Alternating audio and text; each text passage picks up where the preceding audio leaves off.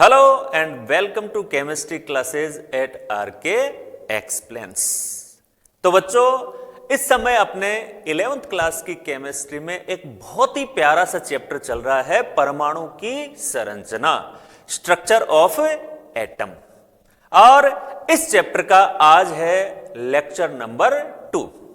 पिछला जो लेक्चर था उसमें हमने विसर्जन नलिका में होने वाले जो एक्सपेरिमेंट्स हैं, कैथोड किरण, जे थॉमसन का एक्सपेरिमेंट, इन सब के बारे में जाना था। और जे थॉमसन का जो एक्सपेरिमेंट था उसी से उन्होंने इलेक्ट्रॉन का जो E/m है उसको कैलकुलेट किया था। E/m की वैल्यू क्या होती है, ये सारी बातें हम समझ चुके हैं, अच्छी तरह से डिस्कस कर चुके हैं।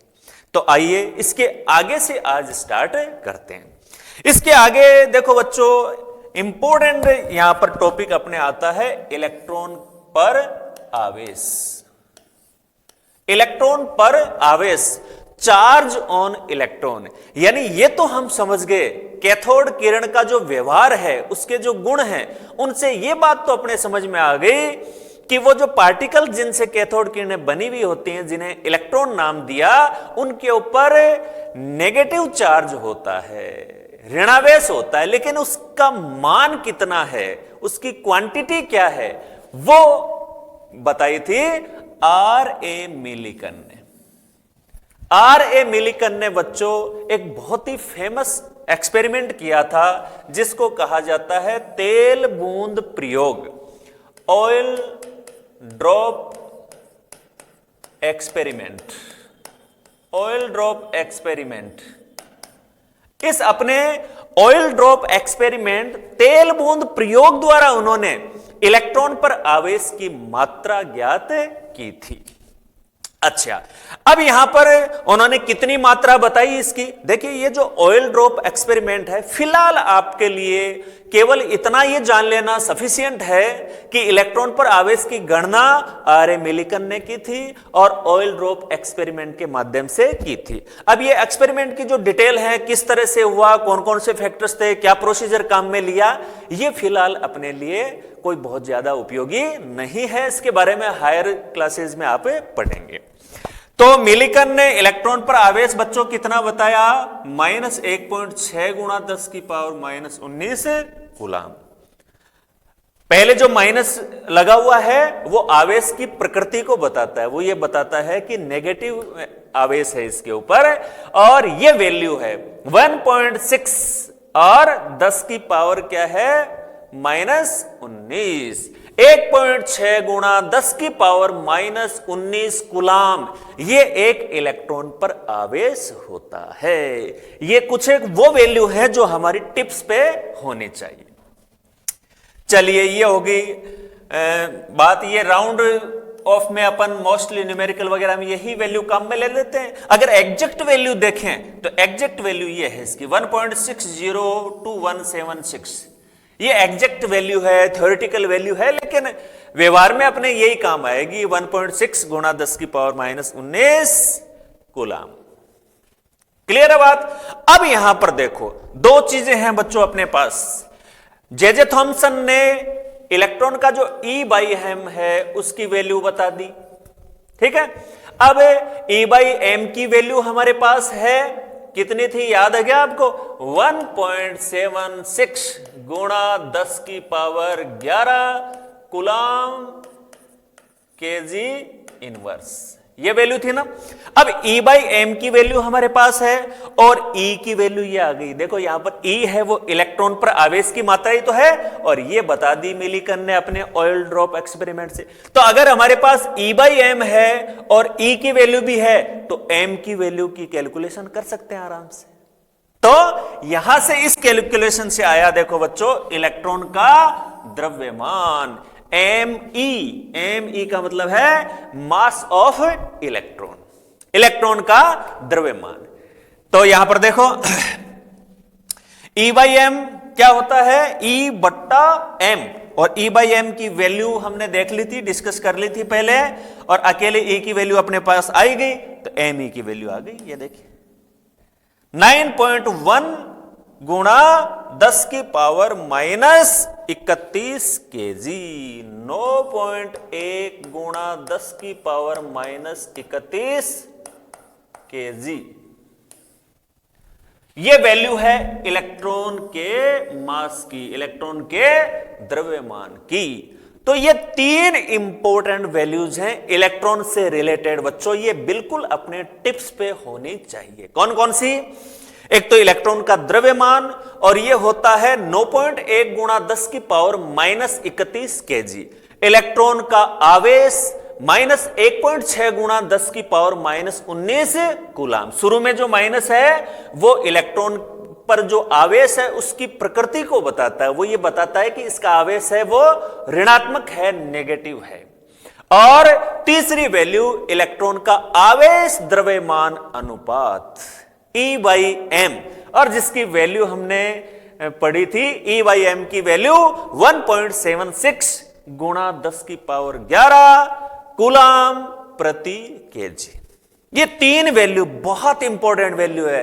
जितने भी न्यूमेरिकल्स आगे चलकर अपन करेंगे उसमें बार बार इनकी आवश्यकता पड़ेगी। तो बच्चों ये बिल्कुल टिप्स पे ले लेना, याद करना आपको अच्छे से कि इलेक्ट्रॉन का आवेश कितना होता है, इलेक्ट्रॉन का द्रव्यमान क्या होता है, और इलेक्ट्रॉन का E/m क्या होता है। अच्छा, इसमें देखो थोड़े बहुत जो एडजस्टमेंट हैं, या यूं मैं कहूं कि फर्स्ट चैप्टर में अपन ने जो प्रीफिक्सेस के बारे में पढ़ा था, यूनिट्स में, इकाइयों में जो प्रीफिक्स लगाते हैं जैसे ग्राम, किलोग्राम, मीटर, किलोमीटर, उनके बारे में जो जानकारी वहां पर हमने ली थी उसको यहां पर अप्लाई करना है आपको। जैसे एक छोटा सा एग्जांपल दूं, बहुत सारी जगह आपको लिखा हुआ मिलेगा कि भाई इलेक्ट्रॉन का द्रव्यमान, मास ऑफ इलेक्ट्रॉन बराबर 9.1 गुणा 10 की पावर माइनस 28 ग्राम। अब आप ये सोचने लग जाएं कि भाई हमें तो 10 की पावर माइनस 31 बताया था, यहां 10 की पावर माइनस 28 है, तो उसकी यूनिट क्या आगे वो देखें आप। 10 की पावर माइनस 31 केजी है, 10 की पावर माइनस 31 केजी है, ये ऐसा ही यूनिट में लिया है अपन ने। अगर इसको केजी में न बता करके ग्राम में बताना है तो वहां प्रीफिक्स में बच्चों आपको बताया था कि प्रीफिक्स किलो कब लगता है, 10 की घात 3 के लिए। तो अगर इस केजी को हमें ग्राम में कन्वर्ट करना है तो बच्चों हम क्या करेंगे, 9.1 गुणा 10 की पावर हो गई माइनस 31, और इसको अगर ग्राम में बदलना है बच्चों, बड़ी इकाई को छोटी में बदलते हैं तो गुणा होता है, छोटी इकाई को बड़ी में बदलते हैं तो भाग देना होता है। तो यहां पर किलोग्राम को ग्राम में बदल रहे हैं तो 1000, यानी कि 10 की पावर 3 से गुणा कर दिया हमने। तो ये माइनस 31 है और ये प्लस की घात है 3, तो ये रह गई 9.1 गुणा 10 की पावर माइनस 28। तो इस तरह से यूनिट्स का जहां पर दूसरी यूनिट काम में ली गई है वहां पर आराम से आप कन्वर्ट कर लें, बिल्कुल भी परेशान नहीं हो कि ये वैल्यू इतनी दी हुई है, इतनी दी, वो भी सही है, ये भी सही है, बस कौन सी इकाई में उसको दर्शाया है केवल उसका फर्क है। इसी प्रकार से E/m, बहुत सारी जगह आपको E/m ऐसा लिखा हुआ मिलेगा, बहुत सारी बुक्स में 1.76 गुणा 10 की पावर 8 कूलाम प्रति ग्राम, कूलाम प्रति ग्राम। यहां पर 10 की पावर 11 है, इसलिए है क्योंकि कूलाम प्रति केजी में है। समझ गए बात को। अब प्रति केजी में मतलब ऊपर कूलाम नीचे केजी, अब नीचे जो केजी है उसको ग्राम में बदलेंगे तो 10 की पावर 3, और वो 10 की पावर 3 ऊपर जाएंगी तो माइनस की हो गई, तो प्लस की घात है 11, माइनस की घात है 3, घट गई तो 10 की पावर 8 रह गई। तो इस तरह से ये बातें हैं। तो ये तीनों वैल्यू इलेक्ट्रॉन की आपके बिल्कुल क्लियर हैं, कहीं कोई दिक्कत नहीं है। अब देखिए, ये क्लियर हो गया कि पदार्थ में जो परमाणु होते हैं, परमाणु का एक फंडामेंटल पार्टिकल हमें पता लग गया, और वो है इलेक्ट्रॉन, और उसके ऊपर नेगेटिव चार्ज होता है। अब वैज्ञानिकों के सामने एक ये समस्या थी कि भाई पूरा परमाणु है वो उदासीन है, और उसका एक पर्टिकुलर जो पार्टिकल है इलेक्ट्रॉन वो नेगेटिवली चार्ज्ड है। अब पूरा परमाणु उदासीन है और उसका एक कण है वो ऋणावेशित है, इसका मतलब निश्चित रूप से परमाणु में कोई ऐसा कण है जो पॉजिटिवली चार्ज्ड है, जो धनावेशित है और जो इलेक्ट्रॉन के आवेश को न्यूट्रलाइज कर रहा है और पूरे परमाणु को उदासीन बना रहा है। तो यहीं से बच्चों जो धनावेशित कण है उसकी खोज जो है उसकी ओर ध्यान आकर्षित हुआ और वही जो विसर्जन नली का प्रयोग है उन्हीं के द्वारा धनावेशित कण प्रोटॉन की खोज हुई। तो चलिए इसको समझते हैं आगे, किस प्रकार से विसर्जन नली का प्रयोग के द्वारा धनावेशित कण प्रोटॉन की खोज संभव। ये देखिए बच्चों, अब नेक्स्ट अपना जो हेडिंग है वो क्या आ जाएगा, प्रोटॉन तथा न्यूट्रॉन की खोज। और प्रोटॉन की खोज के लिए देखो क्या काम में लिया है, परिवर्तित कैथोड किरण नलिका। कैथोड किरण नलिका के बारे में आप जानते हैं, डिस्कस कर चुके हैं पूरा डिटेल में हम। उसमें एक शब्द पहले काम में लिया, परिवर्तित, मॉडिफाइड है, ये थोड़ा सा चेंज किया है। इसमें क्या चेंज किया है अभी बात करते हैं। और उसमें विद्युत विसर्जन से धनावेशित जो कण हैं उनकी खोज हुई और इन धनावेशित किरणों को केनाल किरणें भी कहा जाता है। वहां पर जो ऋणावेशित किरणें थी उनका नाम क्या था, कैथोड किरणें, और ये जो पॉजिटिवली चार्ज्ड किरणें हैं इनका नाम क्या है, केनाल किरणें। अच्छा, परिवर्तित कैथोड किरण नलिका का मतलब क्या है, देखो बच्चों आपको ध्यान में होगा कि कैथोड किरण नलिका हमने जो ली थी उसमें एनोड को छिद्रित लिया था, छिद्रित एनोड काम में लिया था, ताकि जो कैथोड किरणों में जो पार्टिकल्स आ रहे हैं उन्हें महसूस किया जा सके। जो पार्टिकल्स आते हैं वो छिद्रित एनोड के अंदर से निकलते हुए जब टकराते हैं ZnS के पर्दे पर तो वहां चमक उत्पन्न होती है, उससे हमें वो नजर आते हैं। ध्यान में है अच्छी तरह से आपके। अब की बार क्या है, ये जस्ट उल्टा है, यानी अब की बार छिद्रित है कैथोड, क्योंकि ये जो केनाल किरण आते हैं धनावेशित हैं, ये एनोड से आएंगी, एनोड से कैथोड की ओर जाएंगी। तो कैथोड छिद्रित होगा तभी तो उसके अंदर से जाकर के पर्दे पे टकराएंगी, तभी तो वो महसूस होंगी। तो ये बच्चों ध्यान में रखना है कि जो धनावेशित कण हैं उनकी खोज के लिए जो विसर्जन नलिका, जो डिस्चार्ज ट्यूब काम में ली थी, उसकी व्यवस्था में थोड़ा सा बदलाव था। धनावेशित कणों की खोज के लिए जो डिस्चार्ज ट्यूब काम में आई उसमें एनोड छिद्रित नहीं है, बल्कि कौन छिद्रित है, उसमें कैथोड छिद्रित है, ताकि एनोड से आने वाली जो किरणें हैं उन्हें महसूस किया जा सके। तो ये परिवर्तन ध्यान में है आपके, कोई दिक्कत नहीं है। बाकी डायग्राम वगैरह दोबारा यहां देखने की कोई आवश्यकता नहीं है। तो ये बात भाई हेडिंग आ जाएगा आपकी कॉपी में, प्रोटॉन और न्यूट्रॉन की खोज, और ये बात उसमें नोट करनी है अपने को कि परिवर्तित कैथोड किरण नलिका में किए गए विद्युत विसर्जन से धनावेशित कणों की खोज हुई और इन किरणों को केनाल किरणें भी कहा जाता है। और यहां थोड़ा सा क्लियर कर दें इसको, परिवर्तित कैथोड किरण नलिका का मतलब यहां पर यह है कि यहां पर अपन बच्चों काम में लेंगे छिद्रित कैथोड,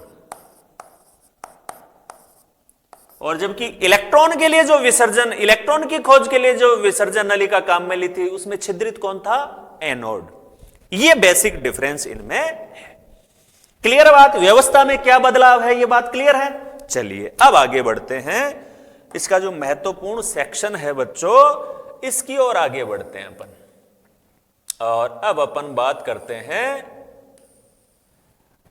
कि ये जो कैथोड किरणें हैं, देखो जो कैथोड किरणें अपन ने इलेक्ट्रॉन की खोज के समय डिस्कस की थी वो कैथोड से एनोड की ओर गति करती हैं, और ये उल्टी दिशा में, इनकी मूवमेंट क्या है, एनोड से कैथोड की ओर। तो इनकी जो खास बातें हैं, इनकी जो विशेषताएं हैं, देखिए बच्चों पहली विशेषता इसी को डिस्कस किया गया है यहां पर, केनाल किरणों की जो विशेषताएं हैं उनकी यहां पर बात की गई है। और सबसे पहले देखो कैथोड किरणों के विपरीत, थोड़ा सा आपको अच्छे से दिखे, जूम कर लेता हूं मैं इसको। अब देखिए आराम से, कैथोड किरणों के विपरीत धनावेशित कण का द्रव्यमान कैथोड किरण नलिका में उपस्थित गैस की प्रकृति पर निर्भर करता है। वहां पर हमने एक बात ली थी, बहुत महत्वपूर्ण पॉइंट डिस्कस किया था कि चाहे आप विसर्जन नलिका में कोई भी गैस भर लें या जो दो इलेक्ट्रोड लगाते हैं उसमें वो चाहे किसी भी धातु के ले लें, लेकिन जो बनने वाली कैथोड किरणें हैं उनमें किसी प्रकार का कोई अंतर नहीं आता है। लेकिन केनाल किरण के मामले में ऐसा बिल्कुल भी नहीं है।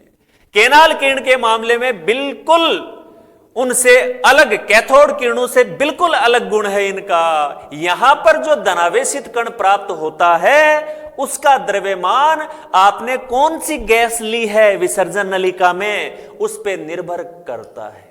तो मेजर डिफरेंस ये उस पर निर्भर करता है, जबकि कैथोड किरण के मामले में गैस की प्रकृति पर निर्भर नहीं करता। जो बनने वाला ऋणावेशित कण है जिसको हमने इलेक्ट्रॉन कहा वो वैसा ही प्राप्त होता है चाहे कोई भी गैस क्यों ना ले लें। अच्छा, एक्चुअल में यहां पर ये जो धनावेशित कण प्राप्त होता है वो ये होता है बच्चों धनावेशित गैस, ये आयन, जो भी गैस उसमें आप लेंगे उस गैस का जो परमाणु है उसमें से इलेक्ट्रॉन निकलने के बाद पीछे क्या बच जाता है, आयन, धनायन। वही धनायन यहां पर प्राप्त होते हैं, धनावेशित गैसीय आयन। चलिए अब दूसरा पॉइंट डिस्कस करते हैं कि कणों के आवेश और द्रव्यमान का जो अनुपात होता है E/m उस गैस पर निर्भर करता है जिससे ये उत्पन्न होते हैं। ये बात तो पहले पॉइंट के साथ रिलेटेड ही बात हो गई भाई। ये जो पार्टिकल हमें प्राप्त हो रहा है पॉजिटिवली चार्ज, उसका द्रव्यमान निर्भर, यहां पर हमने डिस्कस किया है कि उसका जो, ये देखिए धनावेशित कण का द्रव्यमान, अब द्रव्यमान उस पर डिपेंड हो गया तो E/m अपने आप ही डिपेंड हो गया, इसमें कहने की आवश्यकता नहीं। तो ये दोनों, पहला और दूसरा पॉइंट तो इंटर रिलेटेड है। चलिए, कुछ धनावेशित कण विद्युत आवेश की मूल इकाई के गुणक होते हैं। मूल इकाई कौन सी होती है? देखो ये जो पॉइंट है इसके ऊपर ये यहां से जो बात हम डिस्कस करेंगे उसके बाद इस पे वापस आएंगे तो बहुत अच्छे से हमारे समझ में आए। एक बार तीसरे पॉइंट को पेंडिंग रखता हूं, इसका मतलब बाद में समझ में आएगा अपने। पहले ये पॉइंट देखिए, चुंबकीय और विद्युत क्षेत्र में इन कणों का व्यवहार कैथोड किरण द्वारा प्रेक्षित व्यवहार के विपरीत है। जैसे वहां पर जो पार्टिकल्स जा रहे थे उनका जो डेविएशन था, विचलन था, किसकी तरफ था? पॉजिटिव प्लेट की तरफ था। इसलिए हमने कहा कि जो पार्टिकल्स हैं वो नेगेटिवली चार्ज है। अब की बार ये जो कैनाल रेज हैं उनका जो डेविएशन है वो किस तरफ है? नेगेटिव प्लेट की तरफ है। तो नेगेटिव की तरफ वो अट्रैक्ट हो रहे हैं, इसका मतलब इन पे खुद पे कैसा आवेश है? पॉजिटिव है। तो उनसे विपरीत हो गया व्यवहार, कहने की कोई बात ही नहीं। अब उस पॉइंट पे वापस आते हैं। हम कह रहे हैं कि केनाल किरण जो बनती हैं और उनमें जो पार्टिकल्स बनते हैं उनका द्रव्यमान, उनका E/m डिपेंड करता है कि आपने कौन सी गैस भरी है विसर्जन नलिका में। अगर हमने सबसे सरल, सबसे हल्की, देखिए सबसे छोटा और हल्का धनायन हाइड्रोजन से प्राप्त हुआ था और इसी का नाम प्रोटॉन था। बहुत इंपॉर्टेंट बात, अगर हमने विसर्जन नलिका में जो सबसे हल्की गैस है हाइड्रोजन वो अगर भरी, अब सब देखना, आराम से समझना इस बात को आप, हाइड्रोजन परमाणु है, उसमें से इलेक्ट्रॉन निकल गया तो इलेक्ट्रॉन निकलने के बाद बच्चों क्या बचा? H+। तो H+ या जिसको हम कहते हैं हाइड्रोजन आयन, सबसे हल्की गैस हाइड्रोजन ली तो सबसे छोटा और सबसे हल्का धनायन हमें प्राप्त हुआ H+। और इस H+ का नाम ही दरअसल बच्चों क्या दिया गया? प्रोटॉन। इसी विसर्जन नलिका में यदि हाइड्रोजन गैस को हम लेते हैं तो हमें सबसे छोटा, सबसे हल्का धनावेश प्राप्त होता है H+, और इसी H+ को प्रोटॉन कहा गया। क्लियर बात? क्यों कहा गया प्रोटॉन? एक दूसरे पॉइंट के साथ, दूसरे एक लॉजिक के साथ और समझें इस बात को आप। हाइड्रोजन की संरचना परमाणु की आप सब जानते हैं। हाइड्रोजन एकमात्र ऐसा परमाणु है जिसमें न्यूट्रॉन नहीं होता। नाभिक में एक तो होता है प्रोटॉन और एक इलेक्ट्रॉन उसके चारों ओर चक्कर लगाता है। हमने कहा इलेक्ट्रॉन निकल गया, सोचना बात को। हाइड्रोजन के परमाणु में नाभिक में एक ही प्रोटॉन है और एक इलेक्ट्रॉन उसके चारों ओर घूम रहा है। वो इलेक्ट्रॉन निकल गया तो बच्चों पीछे क्या रह गया? प्रोटॉन रह गया। तो यही तो हम कह रहे हैं कि हाइड्रोजन में से इलेक्ट्रॉन निकलने के बाद उसका जो धनायन बच जाता है, जिसका द्रव्यमान सबसे कम है, जो सबसे छोटा है, उसी का नाम क्या है? प्रोटॉन है। अब अगर और कोई गैस लेंगे, अब इस पॉइंट पे वापस आओ। कुछ धनावेशित कण विद्युत आवेश की मूल इकाई के गुणक होते हैं। गुणक वाली बात यहां पर क्यों कही, इस बात को समझते हैं हम। यहां पर विद्युत आवेश की मूल इकाई के गुणक होते हैं। यहां पर चार्ज जैसे इसके ऊपर H+ जो आयन है, हाइड्रोजन आयन जो है, इकाई एक प्रोटॉन के ऊपर जो आवेश होता है वो धनावेश की एक इकाई हो गई। अब दूसरी गैस लेंगे तो उसमें कितने प्रोटॉन होंगे उतने गुना उसके ऊपर आवेश हो जाएगा। इसलिए कहा है कि जो धनावेशित कण प्राप्त होते हैं वो इस मूल इकाई के पूर्ण गुणक होते हैं।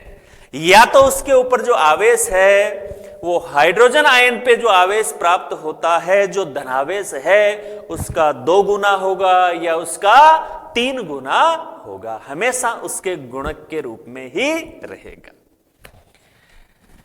चलो तो बच्चों, ये जो पॉजिटिवली चार्ज पार्टिकल्स हमें प्राप्त होते हैं, यानी केनाल किरणें, वास्तव में केनाल किरणें होती हैं, उनके घटक क्या होते हैं? केनाल किरणें किन से बनी हुई होती हैं? धनावेशित गैसीय आयन से बनी होती है। आप ये नहीं कह सकते कि केनाल किरणें प्रोटॉन से बनी हुई होती है। जैसे कैथोड किरण में हम कह सकते हैं कैथोड किरणें किससे बनी हुई होती हैं? इलेक्ट्रॉन्स से बनी हुई होती है, क्योंकि वहां पर कोई भी इलेक्ट्रोड ले लो, कोई भी गैस भर लो, इलेक्ट्रॉन ही बनते हैं हमेशा। इसलिए हम कह सकते हैं कि कैथोड किरणें इलेक्ट्रॉन्स से बनी हुई होती हैं। लेकिन केनाल किरणों के मामले में ऐसा नहीं है। हम ये नहीं कह सकते कि केनाल किरणें प्रोटॉन्स से बनी होती हैं। हम कहेंगे केनाल किरणें धनावेशित गैसीय आयनों से बनी हुई होती हैं। लेकिन एक कंडीशन में हम कह सकते हैं कि केनाल किरणें प्रोटॉन्स से बनी हुई होती हैं। कब? जब विसर्जन नलिका में हाइड्रोजन गैस ली गई हो, तब आप कह सकते हैं कि केनाल किरणें जो है वो प्रोटॉन्स से मिलकर बनी हुई है। तो बच्चों, पॉजिटिवली चार्ज्ड पार्टिकल्स खोज लिया, प्रोटॉन, तो इलेक्ट्रॉन पे माइनस आवेश, प्रोटॉन पे प्लस आवेश, तो परमाणु उदासीन व्यवहार क्यों करता है, ये बात क्लियर हो गई। अब यहां पर एक दूसरी जो समस्या आई कि परमाणु का जो भार है वो इलेक्ट्रॉन और प्रोटॉनों, जितने उसमें इलेक्ट्रॉन्स हैं, जितने उसमें प्रोटॉन्स हैं, उनके कुल जो द्रव्यमान उनका आता है उनसे ज्यादा आता है। पूरे परमाणु का जो द्रव्यमान है वो उसके इलेक्ट्रॉन्स और प्रोटॉन्स के द्रव्यमानों के योग से ज्यादा आता है। तो इसका मतलब कोई न कोई पार्टिकल परमाणु में ऐसा है जिसका आवेश तो है नहीं, क्योंकि आवेश तो प्रोटॉन इलेक्ट्रॉन एक दूसरे को न्यूट्रलाइज कर रहे हैं, उदासीन के रूप में व्यवहार कर रहा है परमाणु, लेकिन द्रव्यमान वाली जो बात है वो मैच नहीं हो रही।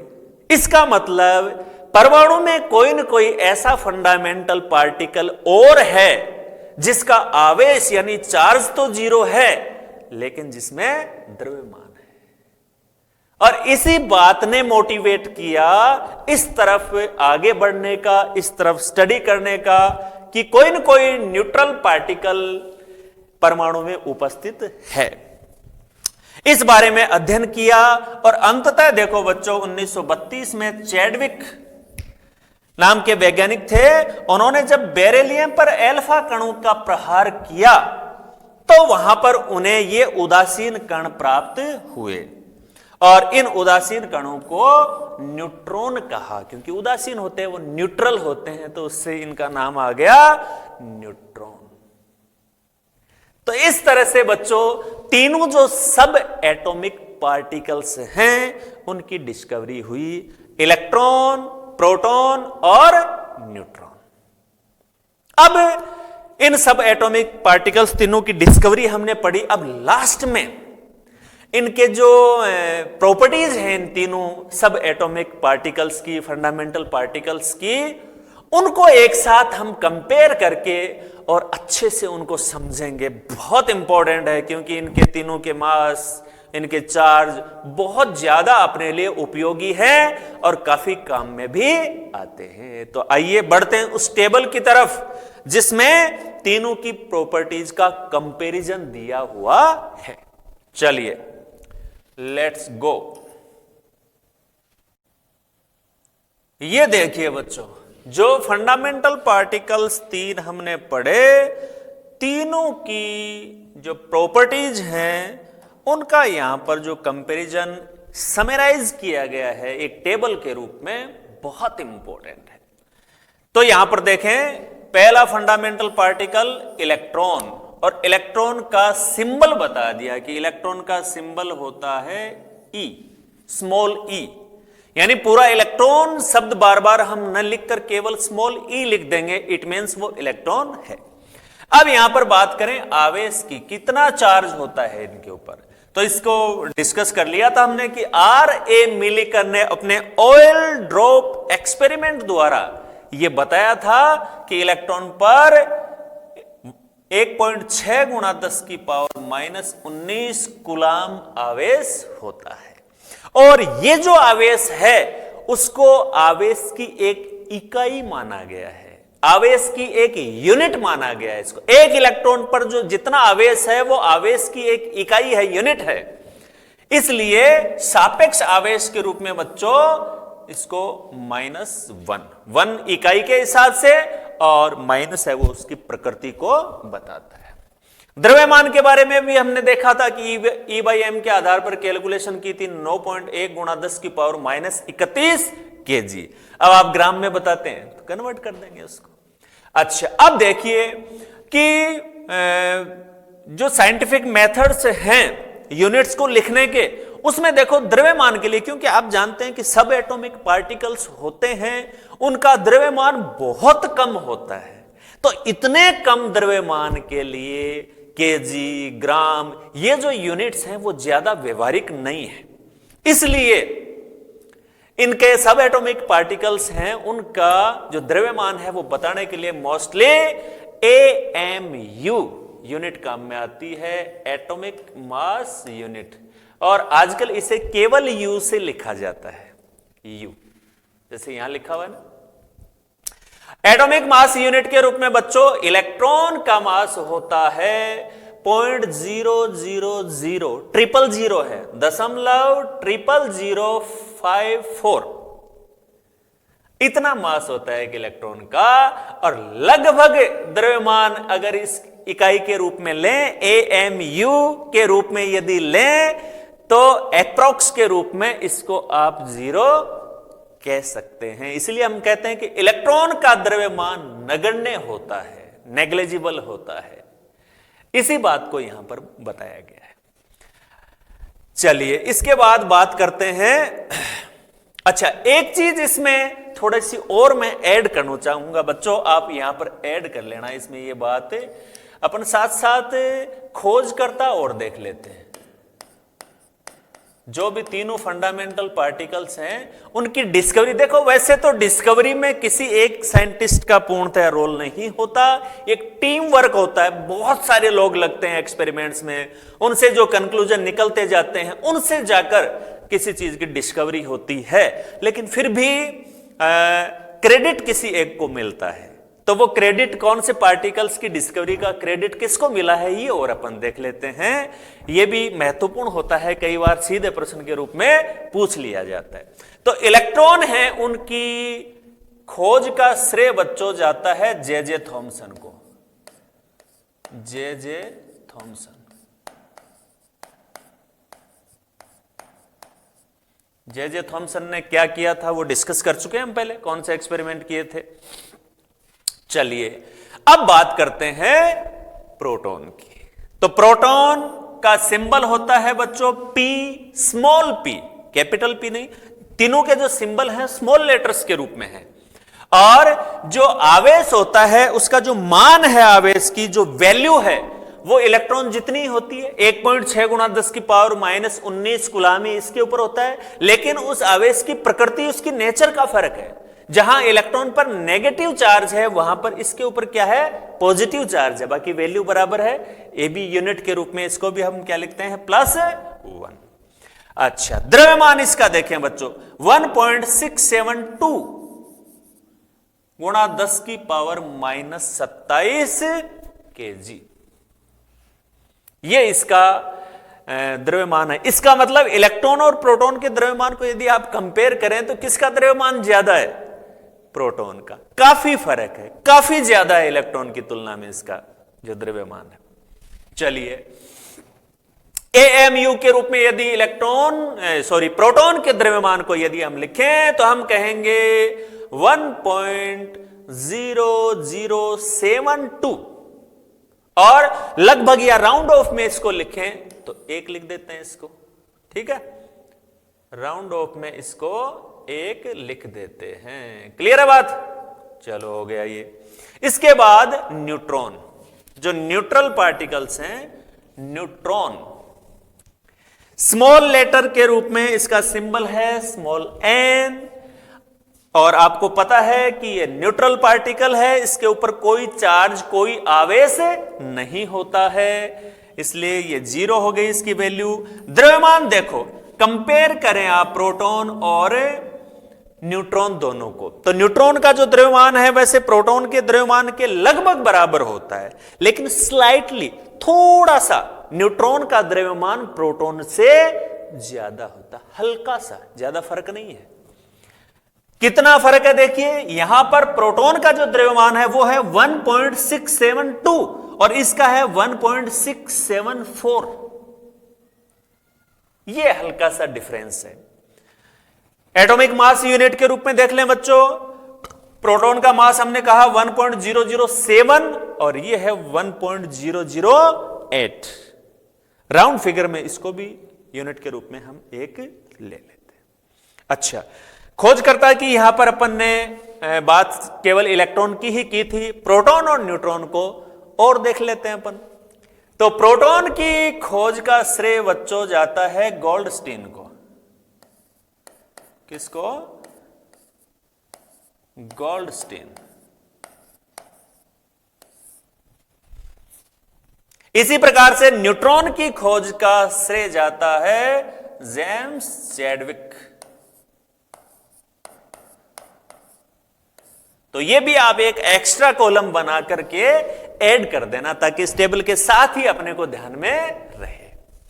तो बहुत इंपॉर्टेंट है ये तीनों जो फंडामेंटल पार्टिकल्स हैं किसी भी एटम के, इन फंडामेंटल पार्टिकल्स की जो प्रॉपर्टीज हैं, उनके जो गुण हैं कि उनके ऊपर आवेश की प्रकृति क्या है, कितना आवेश होता है, उनका द्रव्यमान कितना होता है, और उनके खोजकर्ता या उनकी डिस्कवरी का जो क्रेडिट है, जो श्रेय है, वो किसको दिया जाता है।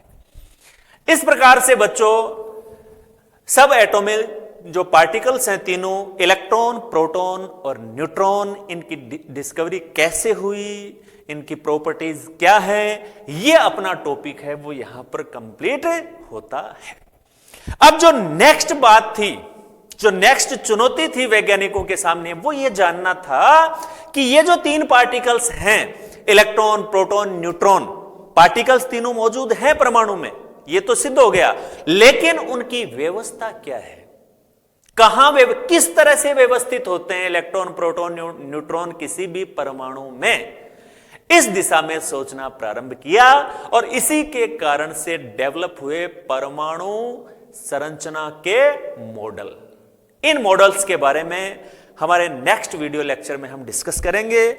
आज के इस लेक्चर में केवल इतना ही। पढ़ते रहें। All the best.